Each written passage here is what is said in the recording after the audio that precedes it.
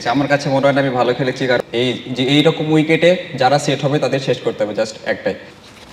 আপনি প্রথমে যেটা বললাম যে আমি বললেন যেটা যে আমি ভালো খেলেছি, আমার কাছে মনে হয় না আমি ভালো খেলেছি, কারণ টিমের যখন যেটা দরকার ছিল সেটা আমি পূরণ করতে পারি নাই। সেদিক থেকে বলবো যে যদি সেটা পূরণ করতে পারতাম তাহলে হয়তো বা বলতে পারতাম যে হ্যাঁ আমি ভালো খেলেছি, টিমের জন্য খেলতে পারছি। তো অবশ্যই পরের খেলার জন্য কামব্যাক করার সুযোগ আছে আমাদের, কারণ 3 ম্যাচের সিরিজ, 1 ম্যাচ শেষ হয়েছে। নেক্সট ম্যাচ আমাদের জন্য খুব ইম্পর্টেন্ট। যদি আমরা কামব্যাক করতে পারি তাহলে ইনশাল্লাহ we are in the tournament. Tamim, Shanto run আউটটা এবং আপনার ক্যাচটা মানে এটাই কি ক্রুশাল ছিল বাংলাদেশ দলের হারার পেছনে? অবশ্যই, কারণ দেখেন আমরা অনেক ভালো একটা পার্টনারশিপ দিচ্ছিলাম আমি আর শান্ত ভাই। তো এই দিক থেকে বলবো we are little bit of unfortunate, কারণ ওই রান আউটটা এবং অনেক ভালো ক্যাচ করছে, ভালো একটা রান আউট করছে ওরা। তো আমার কাছে মনে হয় এটা অনেক টার্নিং পয়েন্ট, কারণ ওখান থেকে যদি আমরা একটা ছোট 30 কিংবা 40 রানের পার্টনারশিপ আরও অ্যাড করতে পারতাম দুইজন মিলে, তাহলে মনে হয় আমাদের কাছে গেমটা অনেক ভালো, আরও বেশি ইজি হয়ে যেত আমাদের কাছে। ছোট একটা বিপর্যয়ের কারণেই প্রথম ম্যাচে যেটা হলো আর কি আমরা দেখলাম। তো আবারও সেই ম্যাচে একটু ফিরে যাওয়ার কারণ আপনি একটু লম্বা সময় উইকেটে ছিলেন, অন্য ব্যাটসম্যানরাও উইকেটে যে আউট হয়েছেন তারাও দেখছেন সমস্যাটা কি, বাট আপনার এক্সপিরিয়েন্স সবচেয়ে বেশি এই উইকেট সম্পর্কে লাস্ট ম্যাচের যদি হিসেব করি, সেক্ষেত্রে টিমকে নেক্সট ম্যাচের জন্য আপনার দিক থেকে কোনো অ্যাডভাইস বা আলোচনা, আপনার যে টিম নিয়ে আলোচনা করেছেন সেখানে আপনার কোনো স্পেশাল কোনো কমেন্ট ছিল কিনা? আসলে দেখেন এখানে যেরকম উইকেট এখানে ডিমান্ড করে সব থেকে বেশি যে যারা সেট হবে উইকেটে তাদের আসলে অনেক লম্বা ইনিংস খেলতে হবে। তো আমি আর শান্ত ভাই যেরকম সেট ছিলাম ওখানে, আমরা যদি আর কিছুটা ওভার থাকতে পারতাম, অ্যাটলিস্ট 5 to 10 ওভার যদি আরও স্টে করতে পারতাম, তাহলে আমাদের ম্যাচটা অনেক ভালোভাবে বেড়ে আসতো এবং পরবর্তী ব্যাটসম্যানদের জন্য অনেক ইজি হয়ে যাইতো। আর আমাদের জাস্ট একটাই মেসেজ থাকবে সামনে ম্যাচের জন্য, সেটা হলো যে যারা নতুন ব্যাটসম্যান যদি উইকেটে যায় তাদের জন্য একটু ডিফিকাল্ট, একটু সময় নিয়ে ব্যাটিং করা, এবং যারা সেট থাকবে তাদের শেষ পর্যন্ত খেলার চেষ্টা করতে হবে ম্যাচটা বের না হওয়া পর্যন্ত। তামিম, প্রথম ম্যাচটা একটু আনএক্সপেক্টেড ছিল, মাত্র 5 রানে 7 উইকেট না হারালে হয়তো বা ম্যাচের সিনারিটা অন্যরকম হতে পারতো। আপনারা সেকেন্ড ম্যাচে আপনাদের হেড কোচকে পাচ্ছেন না, ছুটিতে গেছেন দুদিনের জন্য। যাওয়ার আগে নিশ্চয়ই কিছু একটা মেসেজ দিয়ে গেছেন আপনাদেরকে, মেসেজটা কী ছিল আসলে সেকেন্ড ওডিআই কি ঘিরে? অবশ্যই দেখেন আমাদের একটা লম্বা ডিসকাশন হয়েছে লাস্ট ম্যাচের ব্যাপারে।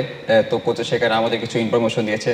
লাস্ট ম্যাচে আমরা যেভাবে কলাপস করেছি সেখানে একটা ইনফরমেশন জাস্ট যে এইরকম উইকেটে যারা সেট হবে তাদের শেষ করতে হবে, জাস্ট একটাই। কারণ নতুন ব্যাটসম্যানদের জন্য ডিফিকাল্ট উইকেটে যে, কারণ ওদের টপ কোয়ালিটি স্পিনার আছে, তাদের এগেনস্টে ব্যাটিং করা। তো যারা সেট ব্যাটসম্যান থাকবে তাদের ইনশাল্লাহ যত লম্বা ক্যারি করা যায়।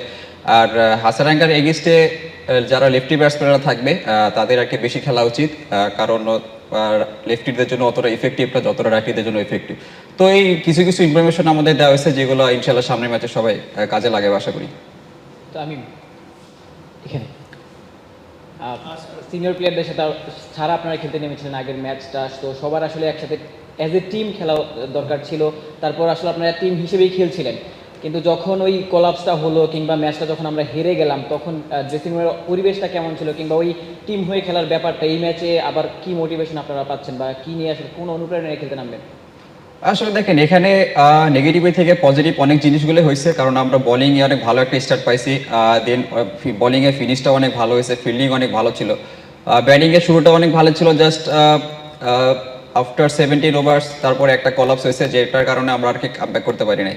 তো আশা করি যে এখান থেকে যেটা হয়েছে আনএক্সপেক্টেড, আসলে আমরা কিছুটা আনফর্চুনেটও বলবো, কারণ এরকম সাধারণত আমরা খেলায় দেখি না এরকম ঘটনা ঘটতে। তো আশা করি সামনের ম্যাচগুলোতে এই জিনিসগুলো আর ঘটবে না।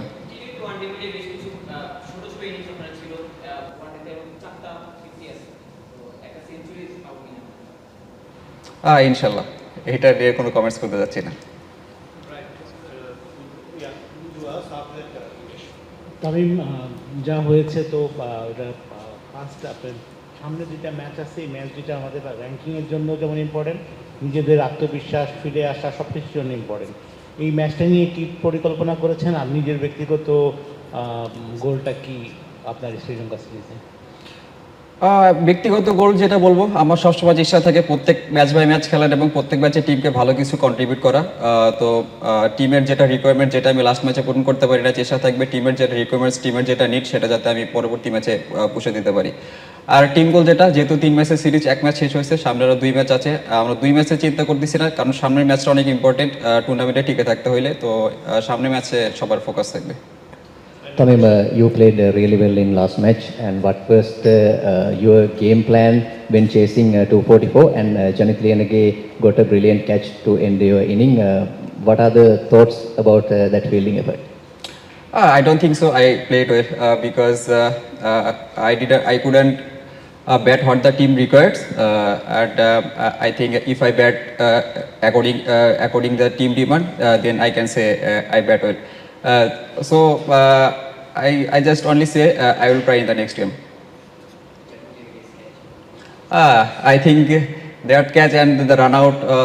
I can say that was unfortunate for our team because if we overcome that, it will be in our side.